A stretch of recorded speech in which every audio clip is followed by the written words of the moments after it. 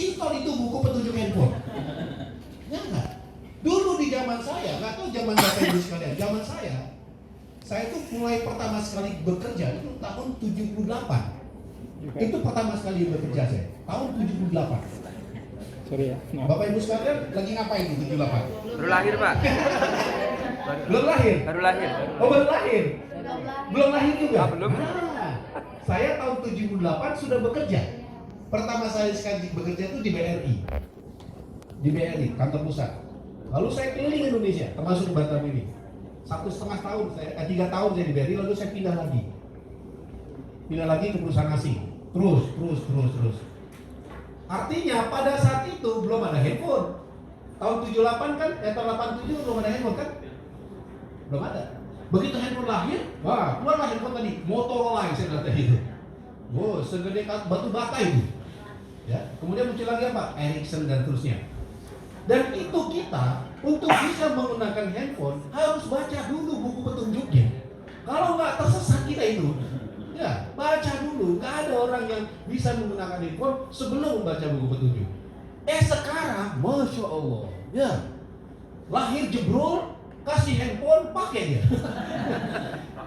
Nah, lalu kemudian selama itu mereka sudah terbiasa pakai handphone, akhirnya adiktif. Ya. Adiktif itu artinya apa? Berapa lama daya tahan siswa jauh dari handphone? Coba, berapa lama? Kalau sekolah mau mengadakan kegiatan yang menyibukkan mereka jauh dari handphone sampai ada ekstrakurikulum, sampai jam 3 mereka baru pulang. Jangan lupa Bapak Ibu sekalian, mereka sebenarnya dalam keadaan sakau. Ya kan? Ya. Sakau, kenapa? Karena jauh dari handphone. Sakau, gelisah. Anxiety, gelisah mereka jauh dari handphone. Akhirnya apa? Mereka nggak fokus dengan pelajaran. Nah, itulah cerita teknologi tadi itu. Ya kan? Nggak fokus dia. Kita senang anak-anak bisa bertahan di sekolah sampai jam 3. Kita senang. Kan itu hanya sekedar bertahannya saja kan. Tapi apakah dia fokus? Tidak. Tadi saya sempat singgung, ya memang nggak bisa kita menyelesaikan persoalan itu di forum ini, ya kan? Nggak bisa kita selesaikan, karena apalagi ini kita bahas tentang peran guru BK. Hanya saja memang saya untuk dalam hal ini memberikan komentar tadi bahwa persoalan kita sebenarnya bukan di situ, persoalan kita di kurikulum, Bapak Ibu sekalian. Kurikulum kita itu kan sekarang mendorong anak siswa hanya fokus kepada nilai akademik, betul nggak? Fokusnya nilai akademik, nilai, angka, ya kan? Agar dia bisa meneruskan pendidikannya, akademik, sampai ke perguruan tinggi pun akademik. Mana sempat juga kemudian kalau yang dikejar nilai akademik, para guru memperhatikan aspek psikologi, ya kan? Aspek emosional, mana sempat? Ya, tadi kan komentar-komentar, apalagi rangkap, mana sempat? Ya kan? Karena yang dia kejar adalah nilai akademik. Dan akreditasi sekolah pun juga akademik juga. Gitu. Tidak terlalu memperhatikan tentang bagaimana kepribadian anak-anak itu. Nah, kemudian persoalan ini dibebankan kepada guru BK. Ya? Bagaimana? Mau mundurkan diri atau tetap jadi guru BK? Aduh. Bapak langsung aja mengundurkan diri. Baik, nah Bapak Ibu sekalian, oleh karena itu sekali lagi saya ingin sampaikan bahwa kita akan fokus membahas apa yang perlu kita lakukan ketika kita berhadapan dengan anak didik kita atau dengan siswa terkait dengan diskusi kita ini. Memang kalau kita bahas agak lebih lebar, ya nanti kita akan kehilangan fokus. Ya, sepakat ya Bapak Ibu sekalian ya? Sepakat, baik. Nah, sementara tadi lagi coffee break, udah saling kenalan satu sama lain? Ya. Sudah? Ya, Bapak Ibu sekalian, yang namanya kenal itu kenalan dengan yang belum kenal Bapak Ibu sekalian ya. Jangan ngobrol dengan yang sudah kenal, itu percuma.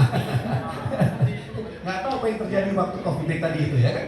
Kenalan atau ngobrol sama yang sudah kenal ya kan. Ya. Nah, ada baiknya juga kita kenal. Bahkan menurut saya nih ya, menurut saya kita harus ada forum namanya forum guru BK. Begitu, harusnya forum guru BK yang di situ nanti kita akan ada sharing pengalaman, sharing apa segala macam. Gitu kan? Kenapa? Karena Bapak Ibu sekalian, percayalah yang mau kita diskusikan ini bukan hanya sekedar urusan kita dengan siswa, bukan Bapak Ibu sekalian. Ini tentang yang namanya, kalau judul di atasnya namanya life skill. Life skill. Apa itu life skill? Keterampilan kita dalam menjalani hidup ini. Itu sebenarnya.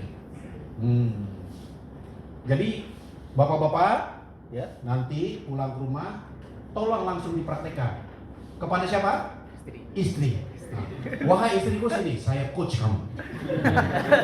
Ya, ibu-ibu begitu pulang sampai rumah, bapak sini, saya coach bapak, ya kan? Kira-kira reaksinya bapaknya gimana? Suaminya reaksinya? Hah? Apa?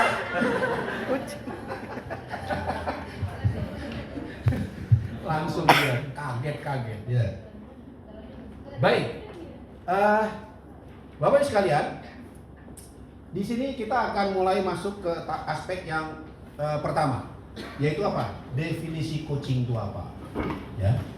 Nanti tolong Bapak Ibu sekalian, bukan berarti Bapak Ibu sekalian harus 2 minggu lah sebenarnya di Harvard University pada saat itu kita ngebahas tentang coaching. Jadi dosen-dosen yang dia dosen apapun, dosen matematika, dosen ilmu ekonomi segala macam, dia belajar teknik coaching. Artinya apa? Karena itu penting buat dia untuk dalam konteks mengajar, dia pakai ilmu coaching sebenarnya. Jadi ilmu coaching ini bukan hanya konsumsinya guru BK, tapi semua guru juga perlu punya ilmu ini sebenarnya. Sehingga guru BK perannya jadi agak lebih ringan, karena bisa ditangani juga oleh guru atau mungkin wali kelas sebenarnya. Ya. Nanti mungkin Bapak Ibu bisa usulkan itu. Baik, coaching adalah proses memfasilitasi seseorang untuk mencapai tujuan. Tujuan di sini tujuan hidup, tujuan bisnis, tujuan kerja, macam-macam, ya kan? Atau tujuan pendidikan. Jadi kata kuncinya di sini apa, Bapak sekalian? Coaching itu kita yang menjadi coachnya tugasnya memfasilitasi. Ya, kita menjadi fasilitator. Nah, kalau fasilitator berarti kita sebagai fasilitator to facilitate. Yang namanya fasilitator artinya adalah memudahkan. Ya, fasilitator itu memudahkan orang untuk apa? Untuk bisa mencapai tujuan yang ingin dia capai. Memudahkan buat dia, bukan malah mempersulit. Apalagi dibilang garang. Ya, Pak. Nah, seperti tadi Pak Rum. Ya. Sesi coaching saya dengan Pak Rum itu sebenarnya memudahkan Pak Rum untuk menemukan jawaban atas apa yang menjadi isu. Memudahkan kan jadinya kan? Dia lebih memilih, Pak Rum lebih memilih, yang begitu saya yang merubah diri aja biar nggak dibilang garang daripada saya nembak-nembak ke murid. Akan berarti memudahkan proses itu. Nah, itu yang dimaksud dengan proses memfasilitasi. Artinya apa? Guru BK adalah sebagai fasilitator dalam konteks ini. Ya. Kemudian atau memfasilitasi seseorang menemukan jawaban atas masalah yang sedang dihadapi. Ya. Seseorang ini kalau maksudnya adalah murid, maka apa yang menjadi masalah murid? Susah belajar, gitu kan? Nah, kalau susah belajar, mari kita gali. Apa yang membuat dia susah belajar? Nah, ini sampai di sini saya mau bertanya kepada Bapak Ibu sekalian, ada nggak kasus murid susah belajar? Banyak aja atau banyak banget? Banyak banget. Oke. Banyak banget. Kalau saya mau tanya Bapak Ibu sekalian, rata-rata susah belajarnya murid itu disebabkan oleh apa? Kira-kira susah belajar murid itu disebabkan oleh apa? Guru BK, Bu Rumania? Salah satunya.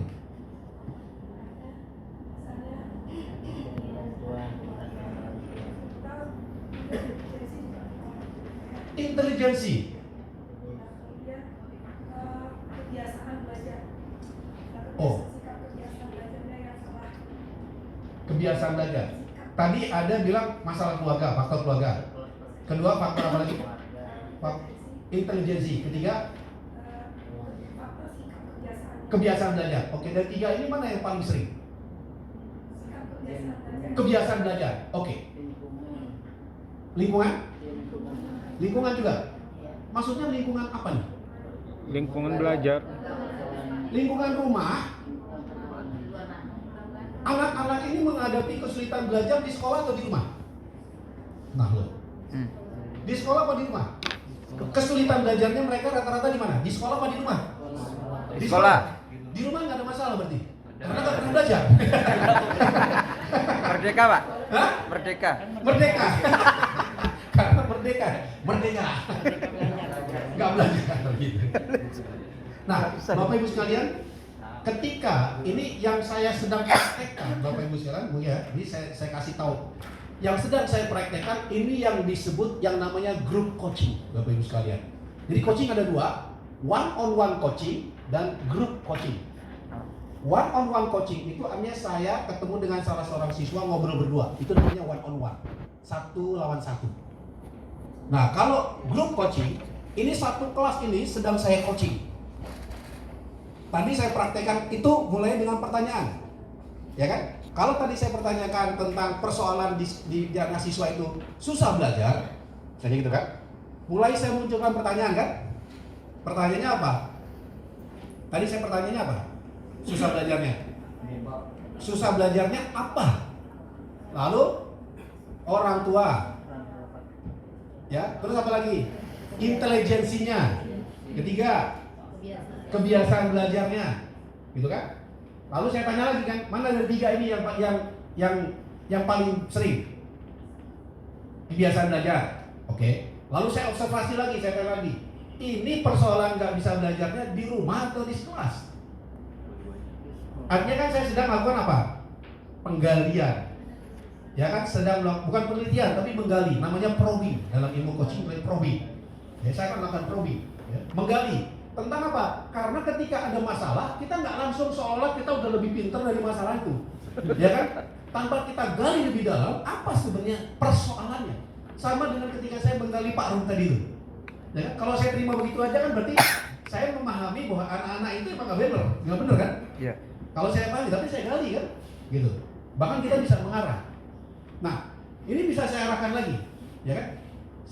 Kalau penyebabnya anak-anak itu nggak bisa belajar, nggak bisa konsentrasi belajar karena 3, dan kalau misalnya salah satunya adalah yang paling sering adalah karena kebiasaan belajar, mungkin pertanyaan gini, apa sih kebiasaan belajar itu? Apa itu yang dimaksud dengan kebiasaan belajar itu, Bapak Ibu sekalian? Apa kebiasaan belajar itu?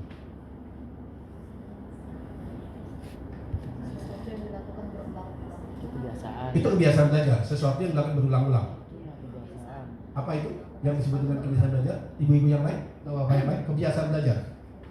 Tadi Bu Rumania soalnya yang menyebut kebiasaan belajar. Ibu? Bukan?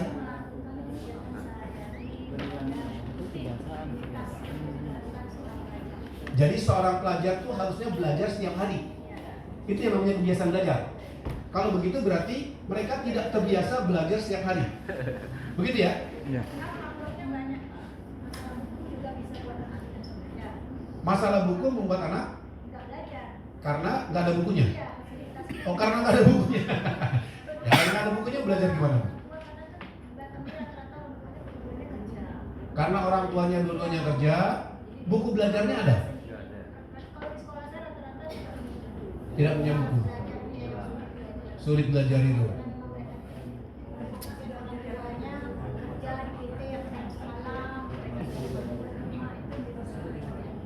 Oke.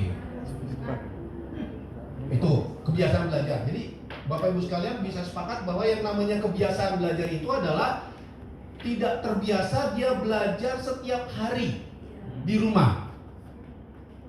Kalau di sekolah kan nggak mungkin dia nggak belajar. Iya nggak sih? Di sekolah mana mungkin dia nggak belajar? Ya kan? Orang dia masuk kelas, kecuali di kelas nggak ada dia. Kita ngumpet di mana dia? Iya kan? Ada kan di kelas ya? Oke? Kalau di kelas itu biasanya nanti persoalannya adalah konsentrasi belajar yang masalah. Konsentrasi dia belajar, bukan kebiasaan belajar. Ya kan? Tapi kalau kebiasaan belajar berarti kita mengarah kepada di wilayah rumahnya. Di rumahnya dia tidak terbiasa mengambil jadwal untuk belajar setiap hari. Oke? Tapi agak mengerikan juga kalau mau belajar tapi nggak ada bukunya, gimana? Emang faktanya nggak ada bukunya. Terus gimana dia? Berarti kalau nggak belajar nggak apa-apa dong orang nggak ada bukunya. Kalau di sekolah digabungkan dengan buku.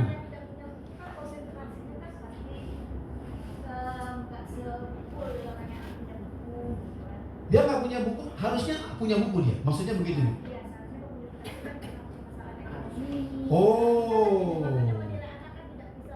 betul. Baik, Bu. kesulitan belajar. Betul sekali. Pertanyaannya, Bu, bagi mereka yang sudah punya buku, ada masalah nggak belajar buku?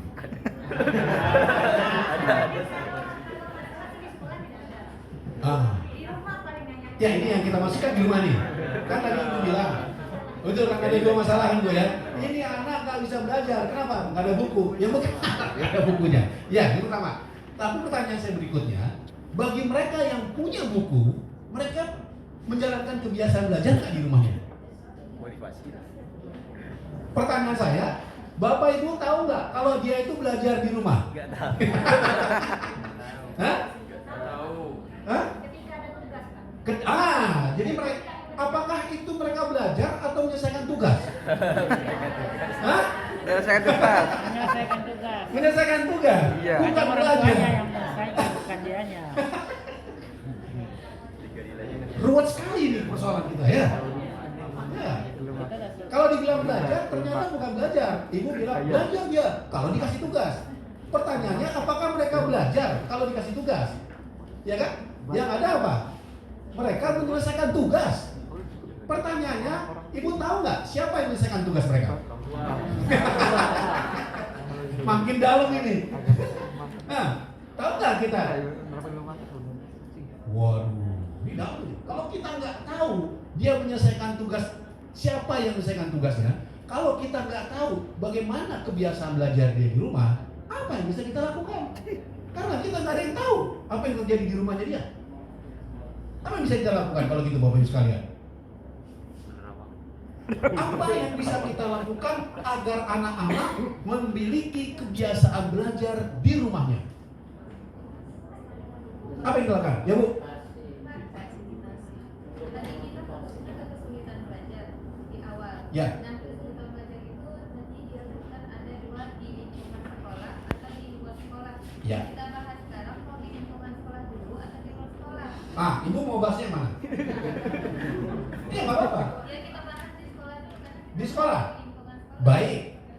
Oke, berarti siswa kesulitan belajar di sekolah.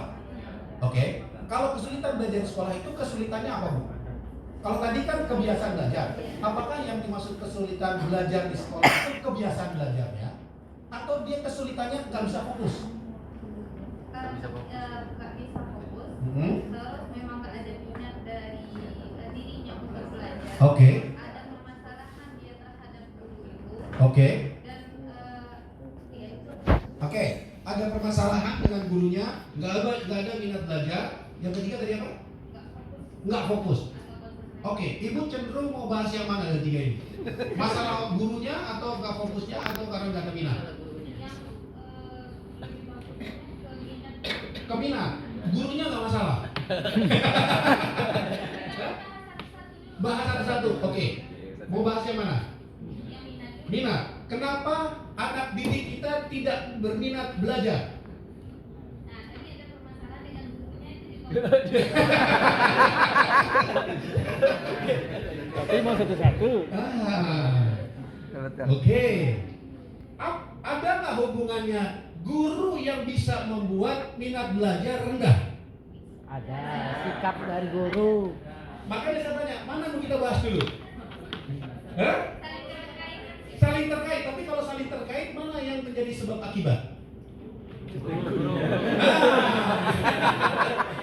Ya? Nah, ini Bapak Ibu sekalian, ini bukti kecenderungan kita itu mau mencari siapa yang salah. Ya, Guru yang sama. bukan juga guru yang salah, tapi maksud saya ada kecenderungan, ya kan? Sehingga kalau dibilang ini yang nggak bener anak-anak ini, minat belajarnya rendah. Kalau kita telusuri, apa yang membuat minat belajar mereka rendah di sekolah? Guru ya. Ya kan? Mungkin ibu akan bisa punya alasan yang lumayan kuat. Itu apa? Ruang kelasnya panas. Ya nggak? Nggak ada AC. Ayo kita cari selain diri kita. Semakin dalam, Pak. Nah, bisa jadi kan? kurang konsentrasi anak-anak itu kalau ruang kelasnya panas kan? Oh gimana mau belajar? Oke. Tapi bisa nggak? Walaupun pakai anak-anak semangat belajar. Wah, masih bisa juga. Siapa yang bisa bikin itu jadi bisa tetap semangat?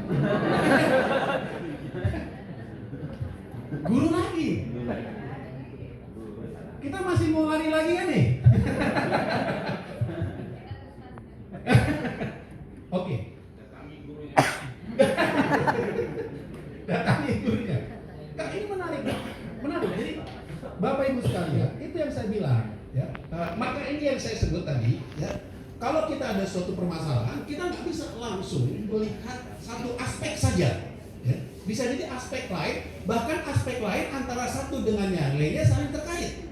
Ketika kita pakai ilmu yang namanya ilmu sebab akibat, ya, atau kaidah sababiyah, ilmu sebab akibat, di situ kita bisa menemukan jawabannya. Ya nggak?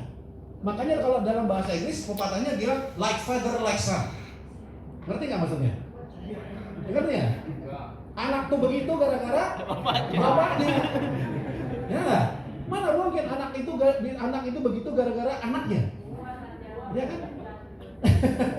Dua aja tuh. Ya kan? Berarti itu bukan anaknya. Gitu. Nah jadi itu pepatahnya. Jadi artinya bukan. Ya bu. Ya artinya gini.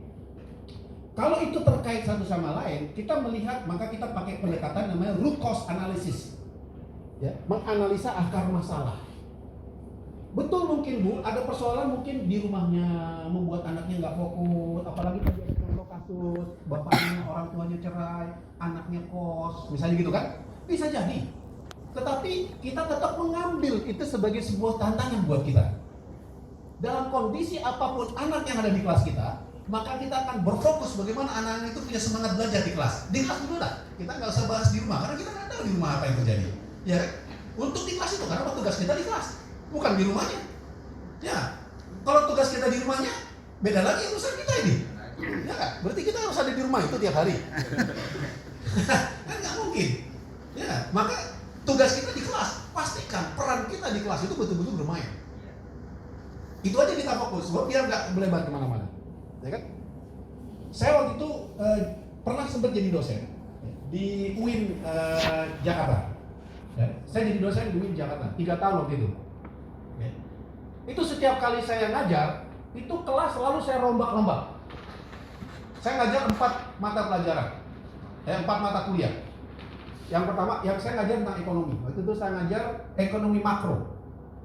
Kira-kira menurut Bapak Ibu sekalian, ekonomi makro itu susah atau gampang? Ekonomi makro membahas tentang apa? Inflasi, peredaran uang, segala macam yang saya ajarkan. Ekonomi makro. Yang kedua, ilmu pembelajaran. Ilmu pembelajaran, masya Allah, itu kalau dipelajari bukunya, ampun itu. Ya kan? Ilmu pembelajaran. Ya kan? Yang ketiga, etika bisnis. Yang keempat itu matematika dari sisi ilmu ekonomi. Ya. Lalu saya mencoba merubah mata kuliah itu, saya bikin sederhana, lalu saya bikin simulasi di kelas. Makanya setiap sekali saya ngajar itu nggak ada mahasiswa yang ingin ketinggalan di tempat itu. Padahal saya kuliah mulai misalnya jam 3 sore atau jam 10 pagi, mereka jam 9 udah di kelas. Jam 9 udah di kelas tuh mahasiswa. Karena menunggu simulasi apa lagi yang dipermainkan oleh dosen kita ini. Dia menunggu-nunggu gitu. Kenapa? Saya kan nggak peduli dengan di rumahnya dia seperti apa, minat belajarnya seperti apa di luar sana, saya nggak peduli. Kepedulian saya adalah bagaimana di kelas mereka bisa belajar, dibimbing oleh saya. Itu yang saya mainkan. Saya bikin simulasi. Pada tugas saya apa? Bagaimana saya menjadi fasilitator, menyederhanakan mata pelajaran yang sedang saya ajarkan. Saya bikin sederhana. Saya bikin simulasi. Oh, mereka senang banget. Mereka heboh sekali. Gitu. Nah, makanya kemudian itu jadi masalah. Jadi masalah apa? Mahasiswa menuntut dosen yang lain melakukan yang sama dengan saya. Akhirnya saya dipersoalkan di situ oleh dekannya. Gitu. Seolah saya nggak boleh membuat gaduh di kelas gitu kan? Karena di kelas gaduh, kenapa? Karena simulasi. Karena pelajaran itu sulit untuk bisa diserap. Apalagi anak-anak sekarang, ya nggak sih? Anak mahasiswa sekarang itu untuk fokus, Jadi fokusnya anak mahasiswa sekarang itu sebenarnya apa? Bapak Ibu sekalian, mereka tuh punya talenta untuk bisa mendengarkan sambil sibuk bermain gadget. Ya, itu kemampuan anak-anak. Ya, sama juga kemampuan kita. Dia bisa dengar, tapi dia bisa sambil main gadget. Kenapa? Karena manusia secara fitrah itu punya kemampuan mendengar 150 kata per menit. Sementara kapasitas kita itu 500 kata per menit. Artinya apa? Masih ada sisa kan? Yang tidak terpakai. Yaitu apa? 350 kata yang tidak terpakai oleh benak kita. Yang 350 kata itu bisa dipakai sambil main gadget, bisa sambil dengar musik. Itu bisa dipakai. Kenapa? Orang kita masih bisa menyerap sisanya 150. Itu. Yang 350 itu disebut dengan unused mental capacity. Jadi kapasitas mental yang tidak terpakai. Yang itulah yang membuat dia mengawang-awang. Tapi dia bisa mendengarkan kita. Nah, itu saya pernah pakai, saya pernah terapkan. Waktu itu saya diminta juga menyelesaikan masalah minat belajar anak-anak di bimbel. Jadi ada bimbel yang di situ bayarannya mahal karena hanya menengah ke atas yang belajar di bimbel itu. Tapi mereka kesulitan untuk bagaimana anak-anaknya belajar. Akhirnya apa? Saya ajak main. Bahkan mereka pengen belajar sambil tiduran. Ya udah sambil tiduran. Akhirnya kursi pinggirkan. Ayo belajar sambil tiduran. Saya pun ngajak dia sambil tiduran. Mereka senang banget itu. Sambil tiduran bu saya. Ini. Topik ini jangan kita bahas. Akhirnya mereka bilang, wah kalau tiduran begini kita nggak bisa fokus. Oh terserah mau gimana. Maka mereka ini yang nggak fokus. Itu awalnya begitu. Nah jadi apa? Di sini peran ibu bapak sekalian dalam bagaimana agar minat belajar anak-anak itu sepenuhnya tergantung kita. Karena kelas itu adalah milik kita. Maksud saya milik kita itu apa? Kelas itu adalah tanggung jawab kita untuk memastikan murid-murid kita tuh fokus. Apa yang bisa kita lakukan? Kalau saya sih selalu senantiasa saya cari cara agar mereka terlibat dalam pelajaran itu, engagement. Bahkan tugas yang saya berikan ke mereka, ya, saya kasihnya semacam kayak ada buku juga saya kasih, ada tulisan juga saya kasih. Lalu tugas mereka harus lakukan apa? Ini menariknya nih, kita nggak kasih tugas seperti yang biasa ditugaskan di sekolah. Mahasiswa itu saya kasih tugas bikin pertanyaan atas apa yang sudah kalian baca. Begitu. Lalu saya bilang gini, pikirkan seolah-olah Anda sedang membuat soal ujian. Itu tugasnya, saya kasih mereka. Kenapa? Karena kalau mereka harus bikin pertanyaan, artinya mereka harus menguasai pelajaran itu. Itu yang menarik. Akhirnya apa? Mereka bikin pertanyaan sebanyak-banyaknya. Begitu mereka saya jawab. Atau bahkan setelah mereka ajukan pertanyaan, saya bikin forum. Kayak begini nih. Oke, ajukan pertanyaan, dia jawab. Pertanyaan, langsung mereka jawab, jebret. Kenapa? Karena mereka sudah pelajari. Oke, sekarang udah sini tanya lagi, jawab lagi. Saya nggak perlu energi yang banyak untuk mengajarkan mereka. Di antara mereka sudah langsung bisa jawab. Itu menarik gitu. Nah, Bapak Ibu sekalian, kalau begitu, apa jawaban kita terhadap masalah anak-anak murid tidak fokus di sekolah? Apa jawaban kita? Strategi kita di dalam mengajar. Apakah ini bisa diterapkan? Bisa. Bisa? Bisa. Sudah diterapkan? Sudah. Sambil tiduran. Pertanyaannya, bisa diterapkan atau tidak bisa diterapkan? Bisa. Nah, kalau begitu tinggal diterapkan saja kan? Untuk membuat anak-anak didik kita di kelas, khususnya di kelas saja lah, jangan fokus kemana-mana dulu, sehingga mereka bisa fokus. Kenapa? Apa yang bisa kita lakukan terhadap apa? Serangan teknologi apa? Apa yang bisa kita lakukan? Kan nggak ada kan? Coba. Memang yang bisa kita lakukan apa?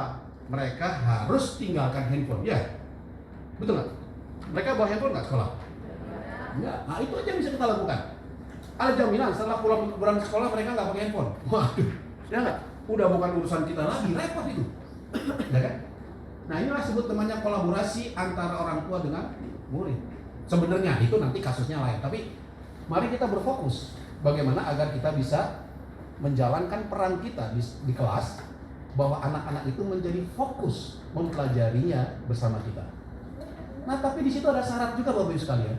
Syaratnya apa? Kita pun jadi orang yang enak di mata dia ngajar pelajaran itu, ya kan? Kalau kita orang yang nggak enak, mereka akan malas juga, nggak fokus juga. Nah, menyangkut tentang hal itu, ya, sebentar. Saya tambahkan lagi ya. Jadi yang kedua, media coaching itu apa? Komunikasi, Bapak Ibu sekalian. Ya. Saya mau selesaikan dulu ini. Media coaching kita apa? Adalah komunikasi dengan seorang untuk membangkitkan. Jadi sekali lagi, tugas kita menjadi fasilitator dan bisa membangkitkan kenyamanan mereka dalam berkomunikasi. Jadi kalau mereka ngomong sama kita, dia nyaman, nggak ada beban. Ya kan? Apalagi tadi kan, bebannya kan ngeri sekali tuh. Ya kan? Kalau sampai dibilang garang. Ya kan? Kalau dia nyaman, kalau orang nyaman, ya, dan ada kesadaran, ada berkomunikasi, nyaman berkomunikasi, lalu muncul kesadaran dia akan terbuka. Bayangkan kalau murid kita tanya-tanya, dia cuma iya, enggak. Kan kita bisa mati gaya sendiri kan? Padahal yang kita butuhkan ketika anak kita tanya, dia cerita. Nah, disitulah kita bisa berpotensi menggali anak ini, bahkan bisa menumbuhkan motivasi atau potensi yang mereka miliki. Nah, sekali lagi, saya putuskan sedikit terkait dengan persoalan tentang bagaimana sebenarnya persoalan kita terkait dengan tidak ada konsentrasi belajar. Sebenarnya kembali ke kita lagi. Kalau di kelas, kalau di rumah, sulit kita untuk bisa membayangkan bagaimana kita ikut campur dalam urusan kondisi minat belajar anak-anak di rumahnya. Tapi kalau di kelas harus menjadi tanggung jawab kita. Nah, kemudian berikutnya, bagaimana kita bisa mewujudkan ini? Bagaimana kita bisa menjadikan orang yang enak kalau ngajar di kelas dan anak-anak itu juga nyaman, ya kan? Contohnya adalah mungkin ini harus jadi benar-benar jadi aset kita. Aset kita artinya apa, Bapak Ibu sekalian? Ini yang harus kita miliki terlebih dahulu untuk menjadi orang yang enak ngajar dan menjadi guru BK yang enak kalau anak murid itu ketemu sama kita, nyaman dia ketemu sama kita. Gitu. Yang pertama apa? Kita harus positif. Maksudnya apa? Ya positive thinking. Jangan sampai kemudian dibilang ini anak malas, ini anak bandal, ini anak nakal. Wah, macam-macam kita sebutin buat anak itu kan. Habis dia dengan jabatan-jabatan seperti itu. Ya, dengan julukan-julukan situ. Ya, positif. Positif apa? Bapak Ibu sekalian, yang namanya psikologis anak itu dia selalu sebenarnya cenderungnya dia membutuhkan orang yang bisa mengayomi dia. Itu adalah hal yang paling basic yang dirasakan anak. Tapi apa jadinya ketika dia di rumah, ya, bapaknya sibuk dengan laptopnya, ibu sibuk kalau nggak masak dengan handphonenya, lalu apa yang bisa dia dapat di rumah? Ya kan? Jadi pada dasarnya dia membutuhkan itu, tetapi ketika dia nggak dapat, dia akan cari yang lain. Makanya kadang-kadang anak itu kan lebih percaya dengan orang lain daripada orang tuanya. Dan dia lebih terbuka dengan orang lain daripada orang lain. Maka ini yang paling pertama sekali sebagai guru BK, kita harus punya pandangan positif. Jadi ketika ada anak itu nakal di hadapan kepada kita jangan ikut bilang-bilang anak itu nakal. Gitu kan? Apalagi tadi Bu Romania bilang, itu masalah belajar anak-anak, masalah intelijensia. Ya, intelijen ya, menurut saya agak kurang sepaham. Karena semua anak-anak itu adalah intelijen. Semua anak-anak ini cerdas, Bapak Ibu sekalian. Cerdas mereka itu. Ya. Jadi jangan sampai kita ada satu pernyataan bahwa anak ini tidak cerdas. Ini kita udah salah mengarahkan anak kalau dari awal kita sudah bisa mendidik anak ini yang siapa yang cerdas apa tidak. Pertanyaannya gini, apa yang jadi tolak ukur kita bahwa anak ini cerdas atau tidak? Apa tolak ukurnya? Apa tolak ukurnya? Anak ini cerdas atau tidak? Apa? Kadang-kadang kan seperti ini, seorang guru itu ketika tidak dapat nilai tinggi dan sebagainya menjadi tolak ukur. Sebenarnya apa yang disampaikan oleh Bapak menarik. Kalau dari saya mungkin saya pribadi lah memandang, karena kita kan menjadi guru dan sebenarnya kita pun menjadikan mereka sebagai guru. Artinya gini, timbal balik yang disampaikan oleh Bapak tadi menarik ini. Kita jangan ukur kemampuan kita terhadap anak, karena tidak bisa. Karena kalau seandainya kita ukur kemampuan kita terhadap anak, apa yang ditimbulkan? Pertama, dengan kata-kata dari kenapa kamu bodoh, kenapa kamu tak bisa. Kalau seandainya kita mengukur diri kita terhadap anak, maka tidak akan bisa jadi.